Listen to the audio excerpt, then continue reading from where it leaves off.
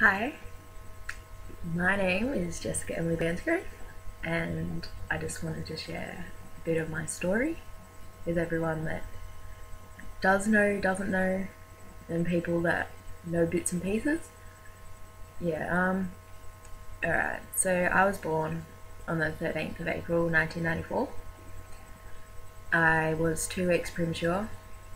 I was relatively healthy. I had to go back to the hospital after a few days though because my jaundice was quite bad, so I had to go back in hospital and get vitamin K needles stuck into my feet. Apart from that,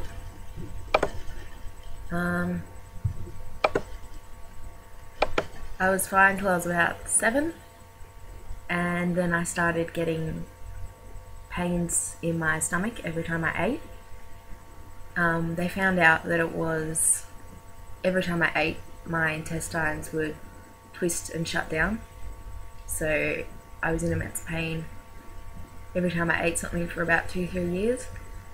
I finally went to a naturopath who put me on some liquid. I don't know what it was, but it seemed to have fixed the problem. I also around the same time started getting chronic headaches that lasted for 7 years, that I had a constant headache. I don't know why, but that eventually went away as well.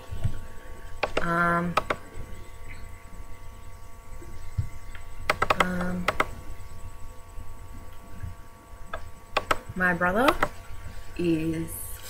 was born with autism, Asperger's syndrome. So for the first 12-13 years of my life, he was very abusive. He would be physically abusive, verbally abusive, emotionally abusive. And because I was the only sibling, I was 20 months younger than him, I would get most of that. I still have a scar there from him, which has lasted for many years now. It was very hard on my parents, as they would get attacked and abused as well.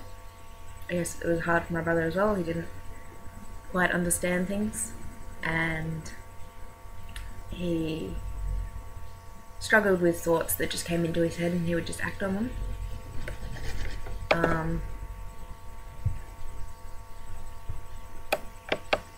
I was pretty much the only one that could calm him down. I could talk some sense into him. So we went to school, to the same school when I was in kindy and he was in year 1. But that didn't work because he would drag me around the school by my hair, and he would always want to know where I am, and it'd be hard for me because I'd be seeing him kicking and screaming and being dragged into offices and stuff because he's, gone off again and stuff like that. But yeah, we haven't been to the same school since. But he's doing a lot better now. He's great and amazing, and I love him. When I was about 15, I developed chronic fatigue syndrome after I extracted swine flu. That was in 2009. So yeah, I got swine flu, was sick with just flu type symptoms really for about 2 weeks. I never really got over the tiredness. It stayed and it got worse and worse, and I could hardly get out of bed. I could hardly do anything. Could hardly go to school. I would go to school at about 10 o'clock or 11 o'clock because I just couldn't get out of bed. Mum would wake me up and I'd fall back to sleep.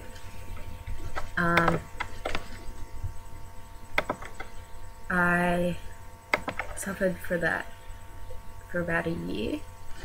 I then was taken to the Children's Hospital at Westmead, which I was put under the adolescent medicine unit. They looked at my case and said, if you don't get better in about a month, if there's no improvements after changing your sleeping patterns and trying to do everything you can, then we'll have to admit you. So I came back a month later. Things were worse. So they gave me an admission date and I was put in hospital for 10 days. Yeah, when I was there, I was around girls with eating disorders.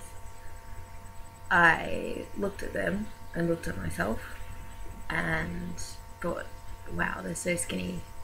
I wish I could be like them. Like, you know, I looked at myself and thought, you know, you're not skinny enough.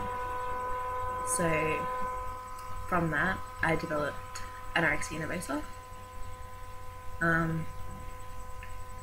So after I got discharged, I was then readmitted 3 months later after I had severely restricted throwing up food, hiding food, exercising, weighing myself all the time. I was admitted, I was 39 kilograms. I was there for about a week and a half, and then because I ran away with one of the girls because I didn't want to be there, I didn't want to eat the food, that was scary. I didn't want to gain weight and all of that, so I ran away. So then the hospital said they couldn't handle me, so they sent me home. Within about a week or two, I was back as a day patient for a week. I was then put on antidepressants, and later I was put on antipsychotics.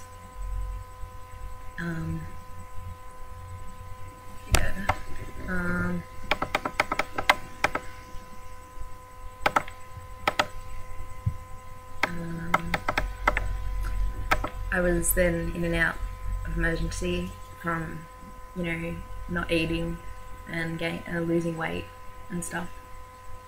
I'd go in and get drips and then come out again, and about a month or two later I didn't eat for 6 days and hadn't drunk for about 2 weeks, and I collapsed at school. They called the ambulance and I was taken to Westmead Kids, and I was given a nasogastric tube through my nose and into my stomach. I was on that for about 4 days,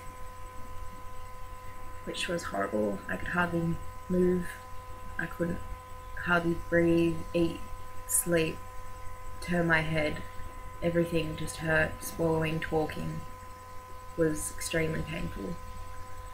So I was glad when I got that out. I met a lot of amazing people while I was in hospital. Sadly now, a few of them have actually passed away and are now angels in heaven, which is very sad. They both had cystic fibrosis, and yeah, it was very sad, and miss them a lot. But that's, when you go to hospitals, you're going to meet people who are really sick, and that's what happens, I guess, when their bodies just can't handle it anymore. But I still remember them every day. I then was discharged again. Not long later, I overdosed on... The first time I overdosed, it was on my antidepressants. My second overdose was on Panadol. It was only a few tablets. My third overdose was actually 50 ibuprofen tablets. I went into hospital for that, up at Nepean Hospital, and was given drips and stuff and put into the emergency psych ward there. I was then transferred up to the adult psych unit. Not about a week later, they transferred me to Redbank, which is an adolescent psychiatric unit in Westmead. I was there for 2.5 months, and when I was there, I overcame anorexia. But then 2 weeks before I was discharged, I relapsed again really badly. So after I was discharged, I came home. Not long later, it was only not even a month later, I was back in the hospital again, back in the psych ward, and transferred back to Redbank again. I was there for about 5 weeks that time.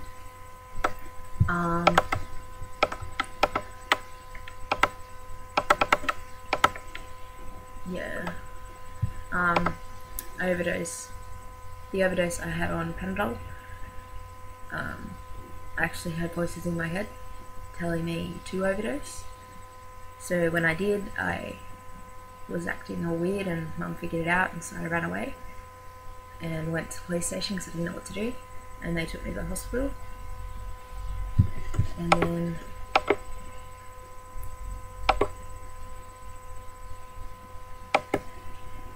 then the third time I went into Redbank. No, the second time I went into Redbank, I made a decision that I couldn't live at home anymore because my parents were struggling to handle me and, you know, all of the emotions that were going on. And I wasn't getting any better at home. So I moved into a youth refuge about 40 minutes away from my parents' house. And I was there for about 6 months. While I was there, I overdosed on that was the Panadol, and then I got kicked out of there because I ran away. So I moved back into my parents for a month, and when I was there, I overdosed on the 50 ibuprofen tablets.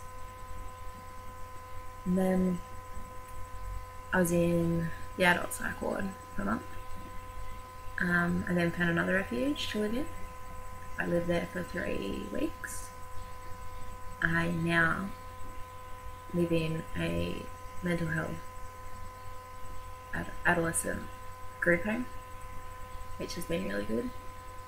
But while I've been here, I had an overdose of 72 Panadol tablets. I was rushed to hospital.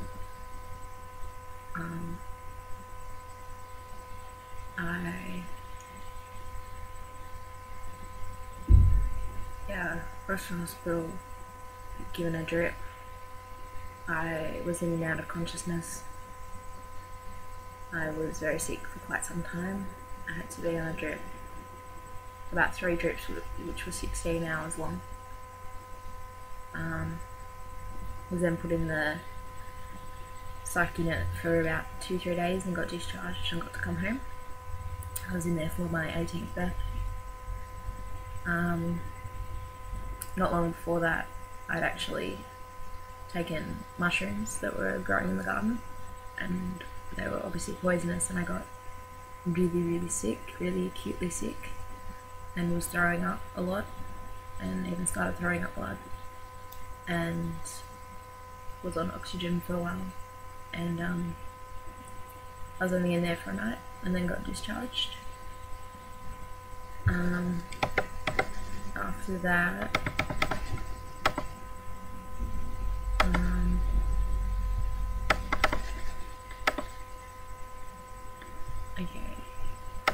after that,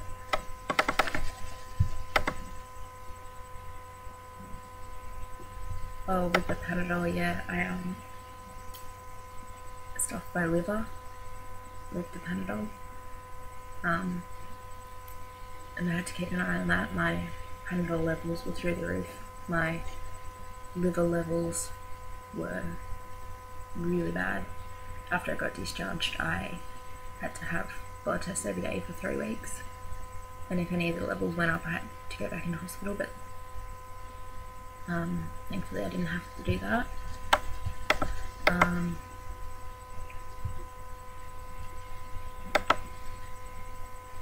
Yeah, and just the other day I overdosed again on my antidepressants. I took a week's worth of them. I'm also on heart medication because I black out a lot and my heart goes really weird. It can go up to 230 and dropped down to 40. So I was on heart medication. I took 2.5 days of that and ended up in hospital again. I had to drink charcoal and was put in ICU. I was in there for 2 days. Had to have ECGs every hour, injections in my legs so I wouldn't get blood clots because I was laying down so much, and I'd have chest x-rays every morning. But yeah, I just came out of hospital from that.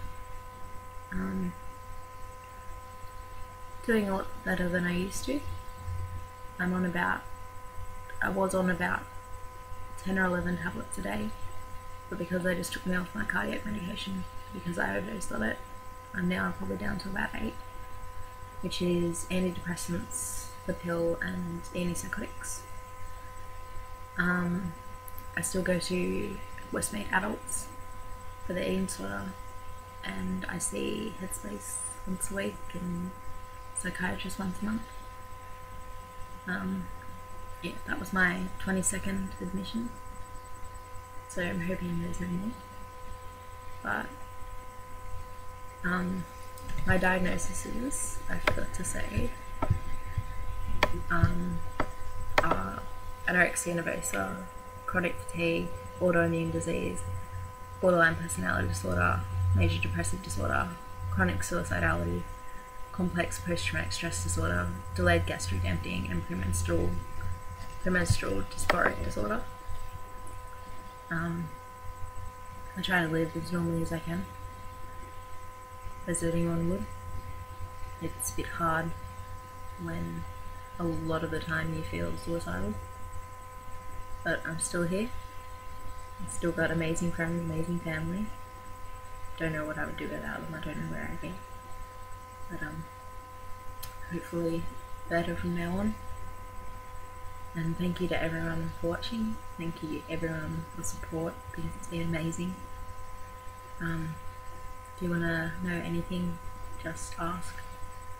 I'm only a call away. And yeah, thank you so much for everything.